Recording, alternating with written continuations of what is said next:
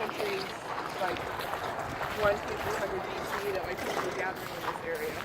But I believe by 180, the biggest one, the sun, which is that tall one over there, is completed. This is inappropriately, just like, you know, like the Maya calendar is not actually a calendar, right? It's like it's been misappropriated, often so that like this was built by the Aztecs, but it wasn't. I think it's under like a lot of debate who's actually responsible for it.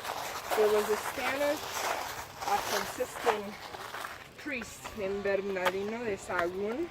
Sahagún, S-A-H-A-G-U, and there's a lot of stuff in Mexico City named after him. Okay.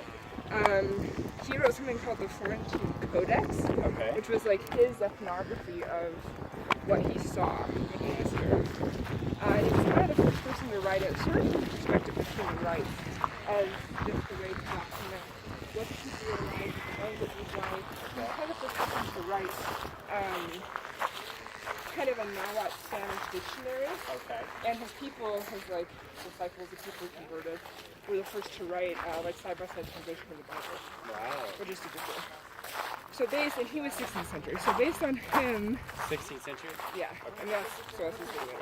Based on him, we know that he wrote about the Toltecos, right, which are like one of the many ethnic groups here, who were responsible for it. But that's also a word, if I remember correctly, that was a word that was designated to people who were like good craftsmen or produced really excellent workmanship.